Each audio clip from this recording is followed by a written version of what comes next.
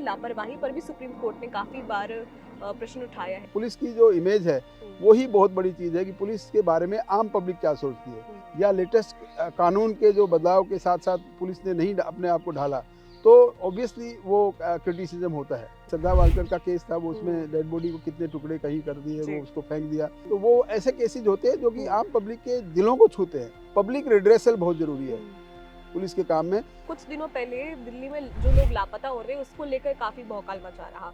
ये रिसेंटली जो अभी हाइप बना है पुलिस का कि मिसिंग मिसिंग मिसिंग, और ये साथ साथ मैं ये भी बता दूं मिसिंग तो है, इसमें कोई डाउट नहीं, फिगर्स भी हैं। कुछ ऐसे गैंगस्टर्स भी हैं, लॉरेंस बिश्नोई जैसे, जो जेल में बैठे बैठे अपराध कर रहे हैं, तो इसके पीछे का क्या कारण है? हर टाइम पुलिस तो रह नहीं सकती किसी के पास। जो पनप रहे हैं गैंग, उनको कंट्रोल करना पुलिस का काम है, मैं समझता हूँ। गैंगस्टर्स जो अपराधी हैं उनके दिमाग में एक भय पैदा करवाना रहना ये बहुत जरूरी है। साइबर क्राइम्स भी लगातार अब बढ़ते जा रहे हैं, डिजिटल फ्रॉड्स लगातार हो रहे हैं। साइबर क्राइम एक ऐसा अपराध है जिससे कि आम पब्लिक बहुत ज़्यादा इफेक्ट होती है। आजकल एआई का ज़माना है, कुछ भी बना के वो उसको फिर वो आदमी को एक्सटॉर्शन करना शुरू कर देती है। मेरी हमेशा कोशिश ये रहती है कि पुलिस में रहते हुए भी कभी भी पब्लिक को कोई तकलीफ ना हो। पब्लिक को भी थोड़ा सा मजबूत होना पड़ेगा ऐसे क्राइम से बचने के लिए। काफी सारे युवा आपको फॉलो करते हैं और एक घटना थी जब दिल के पास से आपको गोली छू कर निकली थी, तो वो घटना क्या थी? वो 15 सितंबर 1994 को हुआ था। राजा गार्डन चौक पर सरेआम गोली चली थी। अब मैं समझता हूँ भगवान की कृपा से और लोगों की से दुआओं से मेरा बच गया मैं, और एट दैट टाइम मेरी उम्र 40 साल थी। नमस्कार, आप देख रहे हैं पंजाब केसरी की विशेष पॉडकास्ट सीरीज और मैं हूं आपके साथ कोमल पवार। आज हमारे साथ बातचीत के लिए एक ऐसी शख्सियत मौजूद है जिन्होंने दिल्ली में सड़कों पर अपराध से जंग लड़ी है। इसके अलावा गैलेंट्री मेडल को अपने सीने पर सजाया है और स्पेशल सेल में रहते हुए उन्होंने आतंकियों को धर दबोचा है। जी हाँ, मैं बात कर रही हूँ स्पेशल सेल के पूर्व DCP Shri L N Rao sir की। सर, बहुत स्वागत है आपका पंजाब केसरी पर। सबसे पहला सवाल मैं शुरुआत इसी से करूंगी कि दिल्ली जैसे बड़े शहर में और सेंसिटिव शहर में अगर मैं बात करूं तो यहाँ पर लॉ एंड ऑर्डर की स्थिति आपके मुकाबले अभी कैसी है और इसमें कितने चेंजेस की जरूरत है? देखिए Komal ji, law and order की सिचुएशन ऐसी रहती है कि पॉपुलेशन के हिसाब से रहती है। दिल्ली की पॉपुलेशन फ्लोटिंग पॉपुलेशन है। यहाँ पर लोगों का आना जाना रहता है। चारों तरफ से पोरस बॉर्डर्स हैं। यहाँ पर बॉर्डर्स की चारों तरफ से दूसरे स्टेट्स घिरे हुए हैं, जैसे कि उत्तर प्रदेश है, हरियाणा, राजस्थान, और ये सब है। और इसके बाद सिचुएशन कभी कभी बदलती रहती है। कभी एकदम स्पेट आता है क्राइम का, कभी कंट्रोल हो जाता है। ये सारा डिपेंड करता है कि जब क्रिमिनल्स जहाँ पर जितने ज़्यादा एक्टिव हो जाते हैं उनको उनको फील्ड मिलता है काम करने के लिए, क्राइम करने के लिए, तो क्राइम बढ़ता हुआ नज़र आता है।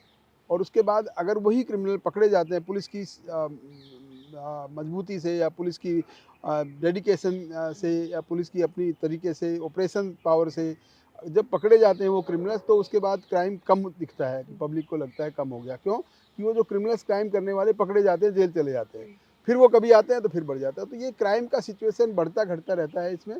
तो ऐसा कुछ ऐसा नहीं है कि कोई पहले का या बाद में। हाँ, ये बात ज़रूर है, पहले की सिचुएशन जब हम थे लास्ट में, मैं आपको बताऊँ 1995 से लेके 2005 तक का 10 साल का ऐसा पीरियड था जहाँ पर पुलिस की मजबूती ज़्यादा थी। स्पेशल सेल और क्राइम ब्रांच के लोगों में बहुत ज़्यादा चुस्ती से काम करने की आदत थी, और वो असर ये पड़ा कि जो अच्छे नामी क्रिमिनल्स थे, बड़े बड़े क्रिमिनल्स थे, वो दिल्ली में आते हुए डरते थे। इसमें कोई डाउट नहीं है। वो पीरियड 10 साल का ऐसा था कि कोई भी दिल्ली में आएगा तो वो समझेंगे कि या तो मारे जाएंगे या पकड़े जाएंगे, क्योंकि इतनी पुलिस अलर्ट थी तब।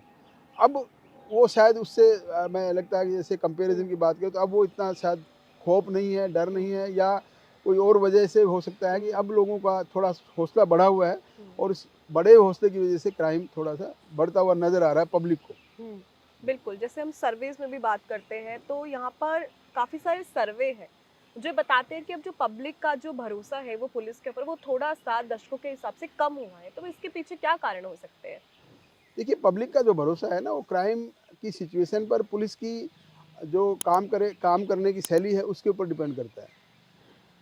पब्लिक को क्या चाहिए? सेफ्टी चाहिए। और जो क्राइम, स्ट्रीट क्राइम है, जो कि छोटी मोटे क्राइम है जिससे पब्लिक इफेक्ट होती है, वो ना हो, वो कंट्रोल में हो। बदमाश अपनी बदमाशी ना करें, आम लोगों के साथ में ना करें, तो पब्लिक ठीक रहेगी। उनको लगेगा कि हाँ हमारे साथ। जहाँ तक पब्लिक को ऐसा लगता है कि रोज़ कहीं चेन स्नैचिंग हो रही है, किसी के घरों में चोरी हो रही है, किसी की गाड़ियाँ चोरी हो रही हैं, तब क्या होता है कि एरिया में जो लोकेलिटी है वहाँ पर एक भय का भाव हो जाता है, पता नहीं कब किसके साथ क्या हो जाए। तो वो एक फीलिंग होती है, इनसिक्योरिटी की फीलिंग होती है पब्लिक में। वो डिपेंड करता है, अगर ऐसा क्राइम ज़्यादा होता है तो लोग समझते हैं कि पुलिस ठीक काम नहीं कर रही है, और अगर वो क्राइम कम हो जाएगा तो लोग कहेंगे पुलिस सही काम कर रही है। तो ये डिपेंड करता है क्राइम की सिचुएशन पर, किस प्रकार की क्राइम की सिचुएशन हो रही है। और मैं आपको बता दूं, जो छोटा मोटा क्राइम है वो ज़्यादा पब्लिक को इफेक्ट करता है, और उसी से पब्लिक की इमेज बनती है पुलिस के बारे में। और पुलिस की जो इमेज है वही बहुत बड़ी चीज़ है कि पुलिस के बारे में आम पब्लिक क्या सोचती है। पुलिस अपने आप में कितनी अपनी पीठ थपथपाए कि हमने ये काम कर दिया, वो कर दिया, लेकिन अगर पब्लिक संतुष्ट नहीं है और पब्लिक को लगता है कि उनको कानून का, लोगों को लगता है कि कानून का अपराधियों के दिमाग में डर नहीं है, और वो अपराध कभी भी कैसे भी कर सकते हैं, पुलिस का उनको डर नहीं है, तो फिर पब्लिक ये समझती है कि पुलिस वहाँ की काम ठीक नहीं कर रही है। बिल्कुल, आपने यहाँ पे पब्लिक की इमेज की बात की सर, तो यहाँ पर अगर मैं बात करूँ कि 2020 से अगर हम देखें, काफ़ी सारे ऐसे बड़े केसेस आए, हाई प्रोफाइल केस आए, श्रद्धा वॉल्कर केस रहे या BMW hit and run case की हम बात करें, कंझावला केस की बात करें, तो काफ़ी सारे केसेस में दिल्ली पुलिस की लापरवाही पर भी सुप्रीम कोर्ट ने काफ़ी बार प्रश्न उठाया है कि किस तरह से लापरवाही भी बरती गई है। तो क्या आप ये मानते हैं कि जो पुलिस का जो जांच का तरीका है, उसमें अब थोड़ा-सा सुधार की आवश्यकता है या नहीं? ये बहुत अच्छा सवाल आपने किया है, क्योंकि पुलिस की जो इन्वेस्टिगेशन की स्किल है ना, हुँ, वो अकॉर्डिंग टू जो क्राइम बढ़ रहा है वैसे, और जो आजकल लेटेस्ट क्राइम का ट्रेंड हो रहा है, उसके हिसाब से पुलिस ने अपने आप को अगर नहीं ढाला और इन्वेस्टिगेशन करने की तौर तरीके वो नहीं बदले, या लेटेस्ट कानून के जो बदलाव के साथ साथ पुलिस ने नहीं अपने आप को ढाला, तो ऑब्वियसली वो क्रिटिसिज्म होता है। और आपने जैसे जिन केसों का नाम लिया, वास्तव में ही वो केसेस ऐसे हाई प्रोफाइल केसेस थे, मीडिया ट्रायल समझिए आप उसको, मीडिया में हाई पाइप हो गए थे। जैसे श्रद्धा वालकर का केस था, वो उसमें डेड बॉडी को कितने टुकड़े कहीं कर दिए, जी। वो उसको फेंक दिया। मैं कई बार कई चैनल्स पे भी मैं रहा उसके बारे में। तो ऐसे केसेस में तो पुलिस की लापरवाही मैं नहीं कहता हूँ, लेकिन हाँ, इन्वेस्टिगेशन में अगर ढिलाई हुई है उसमें, तो डेफिनेटली ये एक सीरियस इशू है। एक वो जो 1 जनवरी को जो वहाँ पे कझावला में एक जी। ऐसा हुआ था कि वो रोड रेज को समझा गया, बाद में बच्चे को मार दिया गया था ऐसे। तो वो ऐसे केसेस होते हैं जो कि आम पब्लिक के दिलों को छूते हैं। आम पब्लिक को लगता है कि देखो क्या हो रहा है, क्या हो पुलिस रहा ने है? किया। और उसमें पुलिस की लापरवाही भी थी, मैं आपको बताता हूँ। इनिशियली केस जो ठीक से हैंडल नहीं किया गया था, बाद में कोर्ट ने भी उसको जी। कहा गया, देखा गया। तो जब जब पुलिस की तरफ से कोई ढिलाई होती है, इन्वेस्टिगेशन में हो या कोई एक्शन लेने में, तुरंत एक्शन नहीं लेती पुलिस। कई बार क्रिटिसिज्म पुलिस का ये होता है कि कोई बच्चा किडनैप हो गया, उसके बारे में इमीडिएटली उन्होंने एक्शन नहीं लिया। वो कई बार कई पुलिस ऑफिसर्स ऐसे कह देते रूटीन में, यार अभी ढूंढ लो, आपका बच्चा 2-4 दिन में मिल जाएगा, उसके जी, बाद रिपोर्ट लिख देंगे। रिपोर्ट नहीं लिखते। लेकिन ये गलत बात है। जी। जब भी रिपोर्ट कोई भी किसी प्रकार की होती है, तो रिपोर्ट ज़रूर एकदम तुरंत लिख लेनी चाहिए और उसमें कार्रवाई शुरू कर देनी चाहिए। जब 2-3 दिन में मिल जाएगा तो कैंसिल हो जाएगी।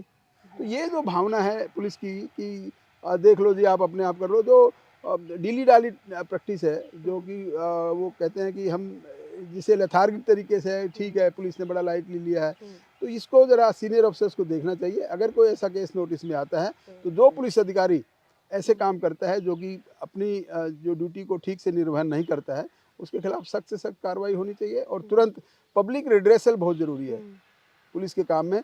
पब्लिक को संतुष्ट करना बहुत ज़रूरी है, और कानून में के दायरे में रहते हुए संतुष्ट करना है।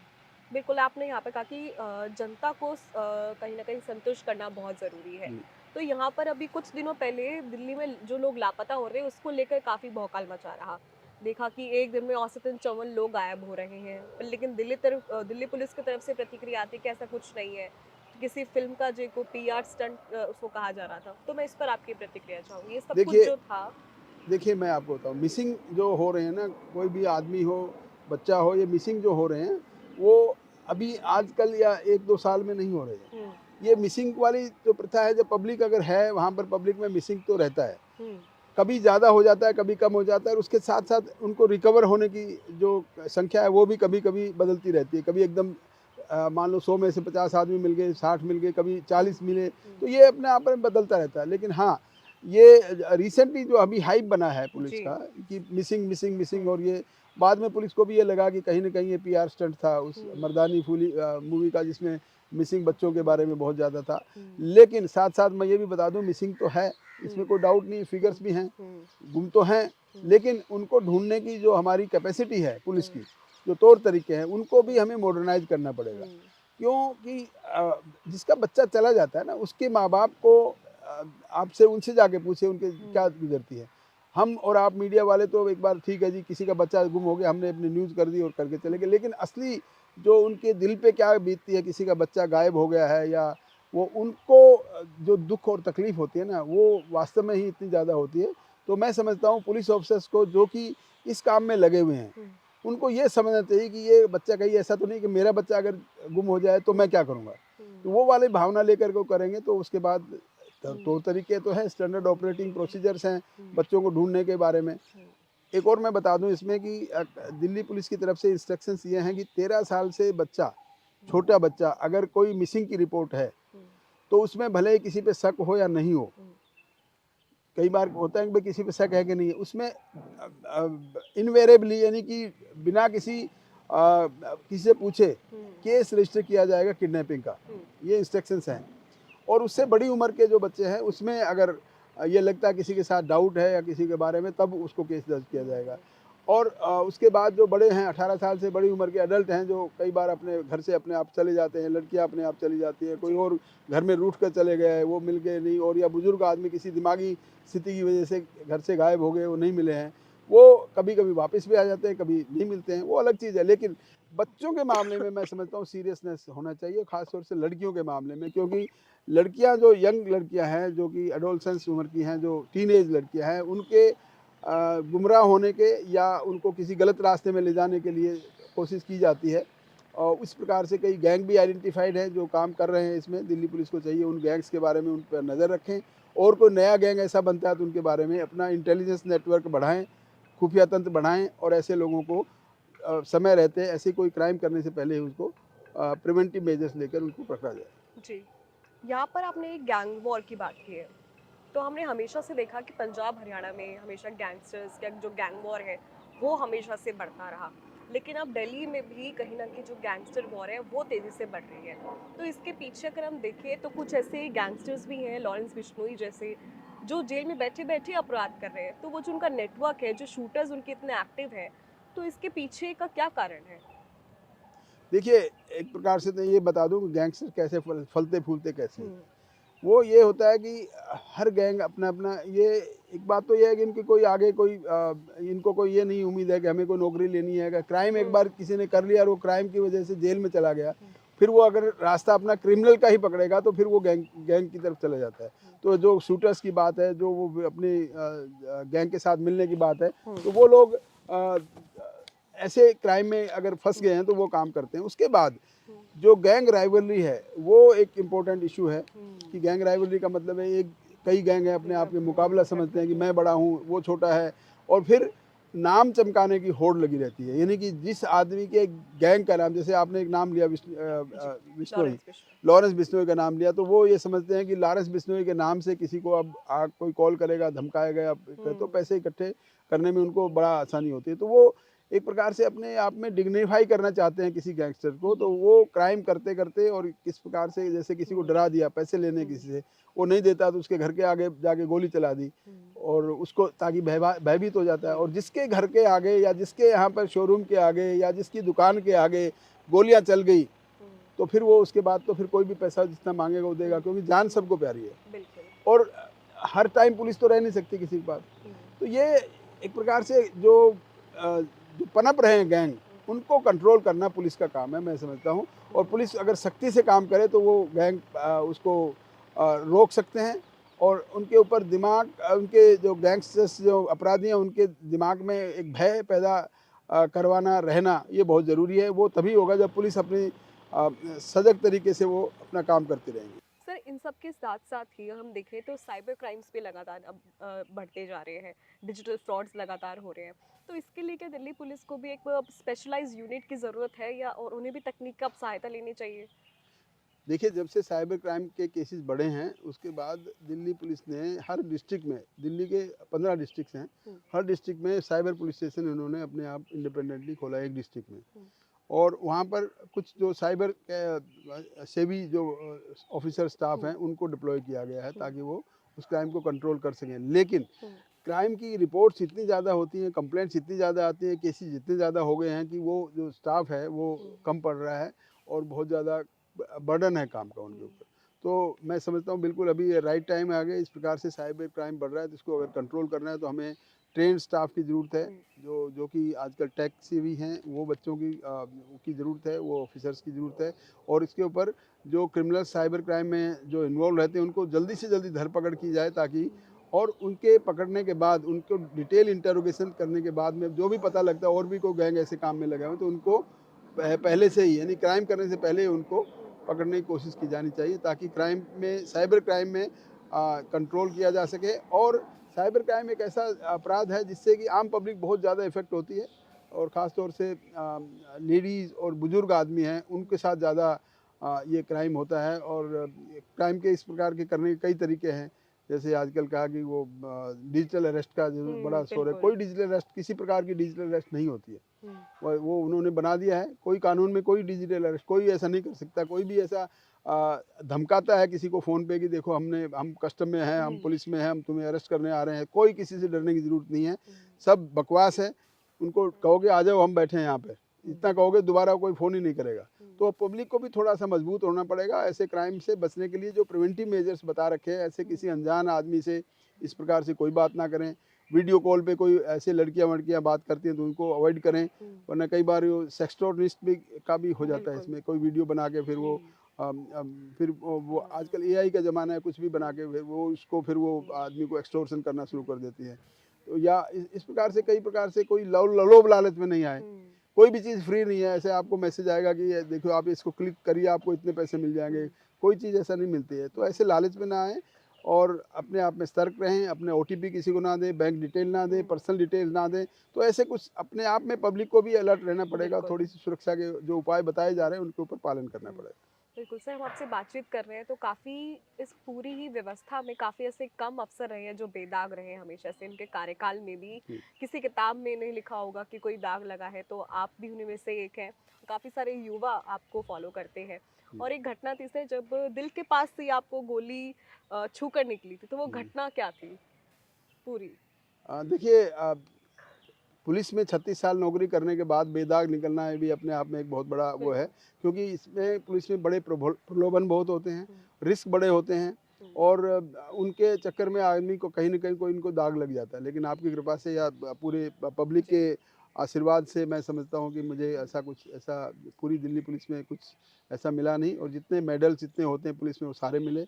हुँ, वो जो आप बता रहे हो घटना हुई वो बृजमोहन त्यागी एनकाउंटर केस बड़ा फ़ेमस है। जी। वो 15 सितंबर 1994 को हुआ था, राजा हुँ, गार्डन चौक पर सरेआम गोली चली थी और उस गोली कांड में मेरे को और मेरे 2 और साथियों को गोली लगी, 3 पब्लिक के आदमी इंजर्ड हुए।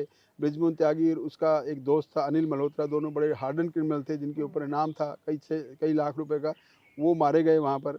और उस केस का सबसे बड़ा इफ़ेक्ट ये हुआ कि वो एबीवीपी को सपोर्ट करते हुए गैंगस्टर थे। हुँ, दूसरे दिन डूसू का इलेक्शन था 16 सितंबर को हुँ, 1994 की बात कर रहा हूँ। हुँ, उस इलेक्शन से उस दिन की सुबह में हुँ, हर बड़ी अखबार की जो सभी सभी अखबारों की फ्रंट पेज न्यूज़ हुँ, और पहली न्यूज़ ये थी, एबीवीपी एबीवीपी को सपोर्ट करने वाला गैंगस्टर पुलिस की एनकाउंटर में मारा गया और एसएचओ और उसके साथी जख्मी हो गए, ये न्यूज़ थी। हुँ, तो उस न्यूज़ को देखकर मैं समझता हूँ उस दिन हुँ, पूरी बाजी पलट गई। हुँ, एबीवीपी टोटल हार गई थी और एनएसयूआई हुँ, जो पार्टी थी वो हुँ, उस केस में 10 साल के बाद हुँ, उस केस की वजह से हुँ, सत्ता में आई थी डूसू में, हुँ, बिल्कुल। दिल्ली यूनिवर्सिटी स्टूडेंट्स यूनियन के हुँ, इलेक्शन में।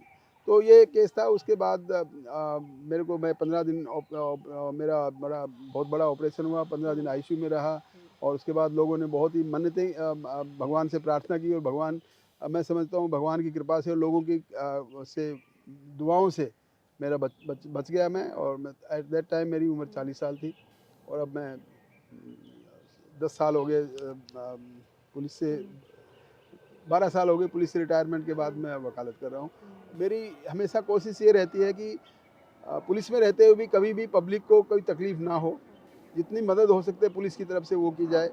और अब भी मैं वकालत में भी यही कोशिश करता हूँ कि कोई जो नीडी आदमी है, जिनको ज़रूरत है और बहुत महंगे वकालत बहुत महंगी हो गई है, उनको अगर ज़रूरत हो तो मैं फ्री ऑफ कॉस्ट में उनका केस करता हूँ। मैं पैसे के लालच में नहीं करता हूँ, अपने आप को फिट रखने के लिए, अपने आप को बिज़ी रखने के लिए। मैंने लॉ फर्म अपनी बना रखी है, उस लॉ फर्म में कई मेरे साथ काम करने वाले युवतियाँ हैं जो कि उनको रोज़गार मिला हुआ है। तो मैं अपना बहुत अच्छे से कर रहा हूँ। अपने प्रिंसिपल्स अपने खुद के बनाए होते हैं कि कभी किसी को तकलीफ ना दो और कोई दुख तकलीफ में हो तो उसकी मदद करो। ये मेरा सर बहुत प्रिंसिपल है। शुक्रिया हमारे साथ जुड़ने के लिए, चर्चा को बेहद खास बनाने के लिए बेहद शुक्रिया। तो हमारे साथ मौजूद थे एलन राव सर, जिन्होंने हर मुद्दे पर बेबाकी से अपना जवाब दिया है और कहीं ना कहीं ये भी संदेश दिया है कि हर वक्त शायद पुलिस सतर्क नहीं रह सकती है और इसी में जनता को भी कहीं ना कहीं सतर्कता बरतने की जरूरत है। फिलहाल अभी लिए सिर्फ इतना ही, लेकिन इसी तरह की विशेष पॉडकास्ट सीरीज के लिए आप बने रहे हमारे साथ और देखते रहे पंजाब केसरी .com। नमस्कार।